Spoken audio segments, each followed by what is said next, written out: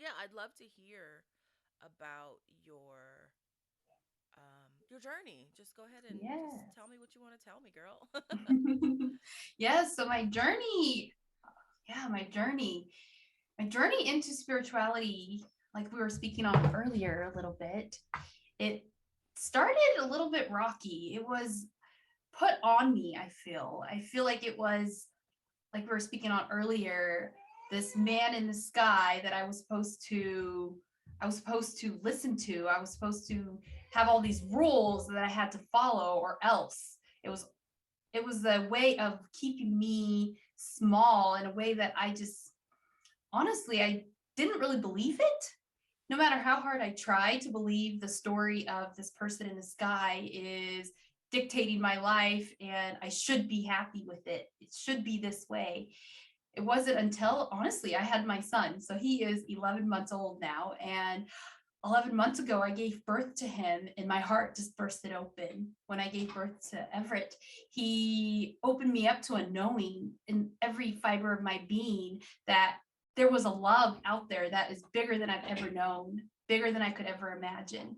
And if I could love this little person so much, and I just met him, he just got put in my arms, that there has to be love like this for me.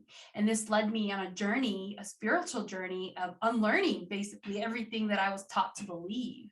And now what I believe to be true is that I am just loved just for being me.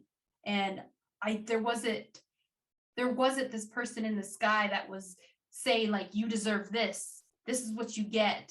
It was never like that. It was just a story I was told and I chose to believe it, and it was never true. And so it's been a journey of unlearning all of that. Wow. Yeah, I can identify with that too. Religion was, kind of given to us. I think my parents wanted to know that they did something for my spiritual health, and Mhm. so what they did was what they knew. But Yes. what they knew was hard to believe. Mhm. Yeah. It was hard to believe in some ways. So, yeah, I definitely identify with that. So, in what ways did spirituality like support you back then, or Mhm. maybe not support you through like a certain struggle or a certain issue that you faced? Yes, that's a beautiful question. So, growing up as the only Black girl in a little town of Nampa, Idaho, my family moved here from Haiti when I was 6 years old. I didn't know a word of English when I moved to the States and had to basically learn who I was around people that didn't look like me, didn't speak like me. And that brought me to a place where I guess I had to believe in something. And that's where the man in the sky and the religion that my parents had us believe did help me, because when you're younger, it's easier to believe it. When you're younger, it's easier to believe that you have to behave in a certain way in order for things to happen for you. And so I think all those traumas, like small t traumas that happened to me, I did believe that there was somebody out there that loved me and that was kind of taking care of me. And so I think going through that and being raised in such a small town as the only Black girl, I had to have believed that. So I think it did serve me until it just didn't anymore. Yeah, for sure. So, your experience of being the only black girl, because I, Mhm. I also identify with that, with that idea. My mom calls it being the fly in the buttermilk. So it's just a southern saying, but I That's a great totally, visual. yeah, I know I'm not a fly though, like really. I know. but but yeah, that was a struggle for me, and I remember there was a time when I wanted to change my name to Natalie because I just wanted like a normal name, Mhm. and finding your identity through all of that and growing through that, what do you think is like one of the biggest lessons that you learned, like being Mhm. that only black girl in that environment? Well, now looking back at it, I was put in that environment to teach me that I can stand out. Back then, I played so small and I shrink myself to fit into that box that I was put in. But now, that was all the lessons I learned back then of shrinking myself has got me to where I am today, to know without a doubt that I can stand on my own 2 feet. I can be the person that I was created to be. And I don't think I would feel so strongly about it if I didn't go through that. And so that's the biggest lesson and we were all born to stand out. We are all unique. We are all a creation in our own beingness. And so, yeah, so I am so thankful now looking back at it for how hard it was, because now I can truly appreciate it for what it is now that I've come to the other side. For sure. Yeah, that's a great idea that came from that. I feel like we can go through things and like clearly we're still here, so we literally have gotten through 100% of everything that we've Mm-hmm. gone through, you Yes. know? And being able to look back and have that feeling like, man, like I got through that, so why can't I, Mm-hmm. I can get through this next Mm-hmm. thing. Is a Yes. very powerful perspective. I think that is so awesome that you said that, because I can agree. Like I can say I never fit in anywhere, so why do I Mm. expect to fit in now? Like, come on. Yes. Yes. Because we're all super unique for all of our own reasons, even though everyone Mm-hmm. doesn't enjoy being unique when they are the unique one. Yes. So, yeah, that's crazy. So, while we were talking before, you said something about saying powerful no's. So, like, what do you Mm-hmm. mean by that? Yes. So growing up, to fit into that box, to belong, to feel that sense of belonging and that sense of connection, I said yes to things that I probably shouldn't have said yes to. I said yes to friends asking me to sneak out of the house, per se. Like I would say yes to believing that pie in the sky man who is shaming me for everything that I'm doing and I can't do anything right. I said yes to things because it felt easier to fit in by saying those yeses.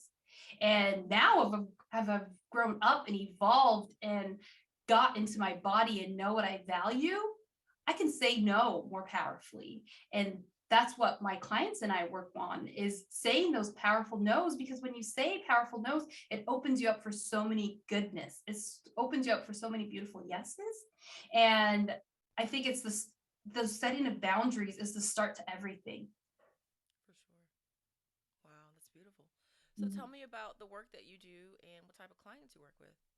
Yes, so right now I'm working with moms, and moms that are wanting to be mompreneurs, that are having that hard time showing up on social media is the biggest one right now, that I feel like a lot of people have a hard time showing up for themselves because they're playing small. And I can so relate, because for years that's what I did. I shrank, I played small. And so the clients that I work with were getting them to show up as who they authentically are and unapologetically, and coming up with the values of what's most important to them, what they care about, and why, the why behind it, and saying those powerful no's, even if it hurts, even if you feel like you're going to hurt feelings and you're going to ruffle feathers, but knowing that that no is going to open you up for all the beautiful yeses that you truly want and desire in your life. And so that is what we're working through, working with. And the moms also are working on time management and being healthy for their kids, because when we are healthy as moms, we can then be so much more useful for our families. And earlier we were talking about pouring that love from the overflow, because when we're so full of that love, we have so much to give, and we're not coming from a depleted place, we're coming from a full place. And I, in my opinion, find it makes life more fun when you are coming from that overflow. There's more ease when your child is crying. There's more ease and less of that irritated feeling when you have filled your cup up. And so that is, yeah, that is the message, and that is the work that I'm doing. Awesome. So, you mentioned fun. The topic of your, is it your podcast? Yeah. Yeah. So it's make life fun. Yes. That's awesome. I think that I find myself like, oh man, like I think I'm ready for kids now because I have the desire to just sit around in color. I just want to sit in color with my Mm, with my child, and it feels like a good excuse, right? yes. I just want to play. I just want to be on the floor and play and Mm, all those things. So I totally think that that's awesome. So the work that you do with your mom clients, your mhm. mompreneur clients, in what capacity? Like, what are your offerings and all of that? Yeah, so I have a VIP day where I work with clients for 4 hours and we just get into it. We start off with a connecting to your body because I believe that a lot of it is because we're so stuck in our heads. We are so completely disconnected from ourselves. And it's just bringing them back to what it is that is most important to them. And that you get that answer from being connected to your body, from being dropped in. And so that day is spent with like I said, just coming back to your body and getting those answers because we all have the answers within ourselves and getting the answers to the questions that you just haven't been able to get for yourself.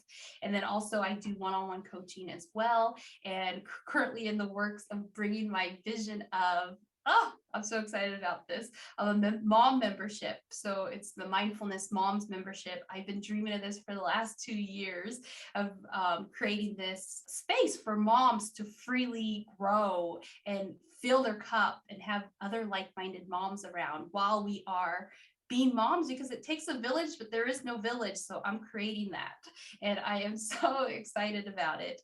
And yeah, so those are a few ways that you could work with me. And of course the Make Life Fun podcast is, especially in motherhood, I think we need to create more fun in our lives because play to me is the secret sauce. Playing, being, going outside into nature, playing, being, turn on some music and having a dance party with yourself and your kid. Like playing is, I think when we can really truly get out of our heads is when we are creating, coloring, and having fun. And so that is the big umbrella of the Make Life Fun podcast. That's awesome. Well, I do get down with the coloring right now, so I'm ready. Yes. I am ready.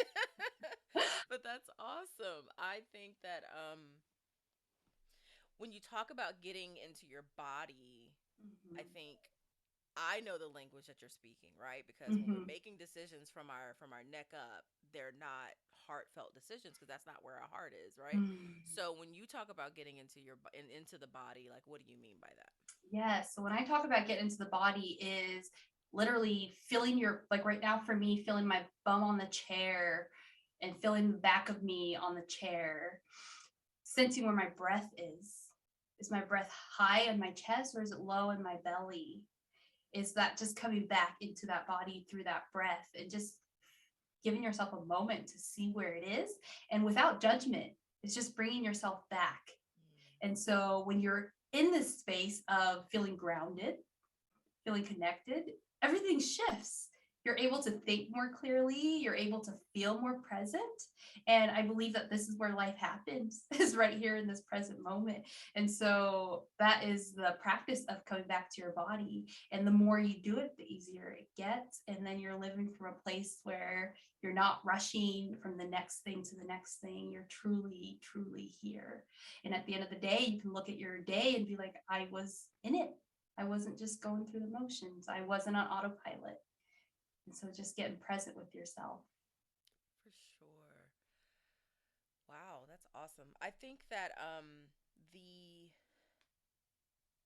the idea of being in your body is mindful. Just being mindful Mm-hmm. where you are, what you're feeling, Mm-hmm.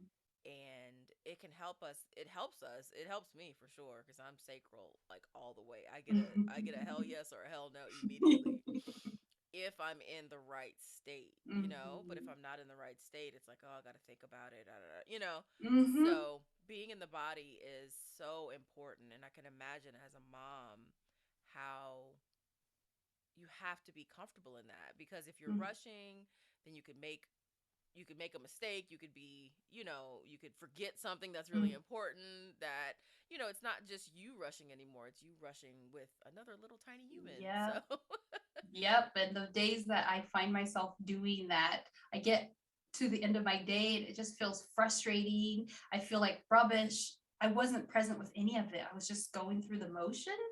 And it just, at the end of the day, I don't go to bed feeling like, ooh, I accomplished so much. I go to bed feeling depleted. But the days where I am consciously being present and taking that space to play, that space to work, and being conscious all the way through, I go at the end of the day and I'm like, wow, today was a beautiful day because I was truly here for it. Right.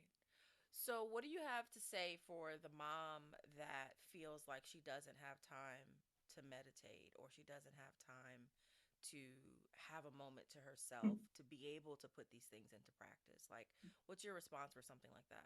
That's a beautiful question. So we make the time for the things that we value. We make the time for the things that are most important to us. And what we do as moms is we feel so overwhelmed. We feel so depleted that we numb out. So we'll numb out scrolling through social media. We'll numb out watching Netflix. We'll numb out, I don't know, some people it's drinking or just numb out. And if we were to choose just even 5 minutes to consciously, it doesn't even have to be a full half hour to an hour, just 5 minutes of just doing that practice, just that one little second that I did with you, where you feel your feet on the ground, you feel your butt on your chair, you bring yourself to your breath, and you just take that time for yourself. Just that little practice in itself will set your day to be completely different than if you choose to numb out. And so find where you are having those time leaks, where you are numbing, and catch it, be aware of it, and give yourself 5 minutes every day to just drop in and just find your breath. Focus on your breath. And your mind's going to want to check that to-do list, but just keep bringing it back to that breath without judgment when it wanders off. Just keep bringing it back to that breath.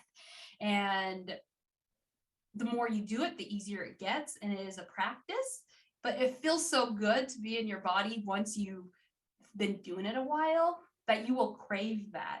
You will start looking forward to it.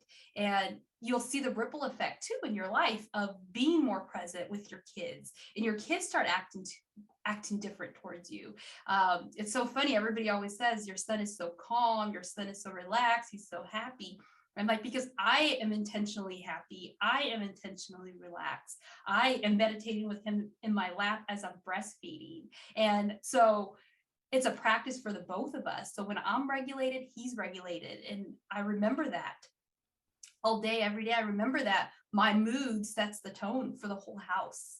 And so if I am intentional and keep coming back to my body, I find that it just makes my life more fun and easy. And a lot of people say that motherhood is super hard, and it really truly is. But what I've found as a new mom is being intentional with practicing mindfulness and practicing being present has made it for me not that hard. And I never thought I would say that. That's awesome. I love that. I was actually going to ask you, like, what are some things you can do with your child? And you mentioned the breastfeeding and meditating. I'm Mm-hmm. like, that's perfect. Like, Yes. you've got his attention, he's got yours. Yes.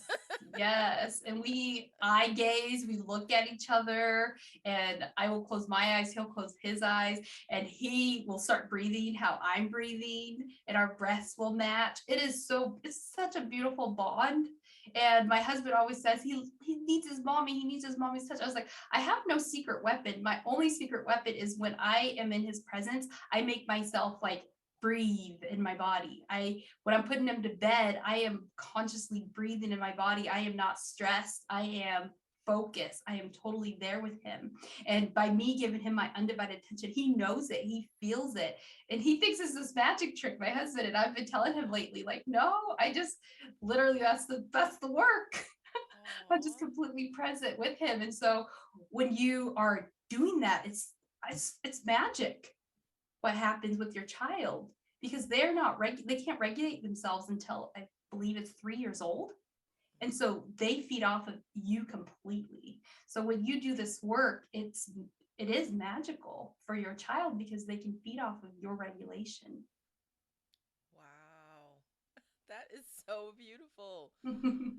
So, where can we find you online? Yes, so at Jocey Wiitanen is where you'd find me on Instagram, and I'm dancing, I'm having dance parties, and showing up on Instagram, just having fun because that is what life is all about. And I know that it's not always fun, but that contrast of having those bad days makes the fun days more enjoyable. Like you notice them more. And so that is the focus of my life, is to create more fun, more fullness, and that is what I share on my social. That is beautiful. Well, I really appreciate your time and coming on and sharing with me. And Yes.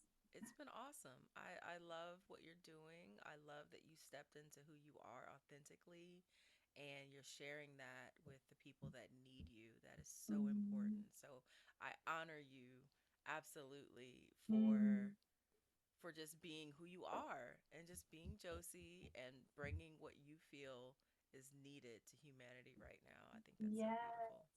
Oh, thank you so much. I really appreciate that. And I take that all in and I give it right back. Thank Awesome. you. Thank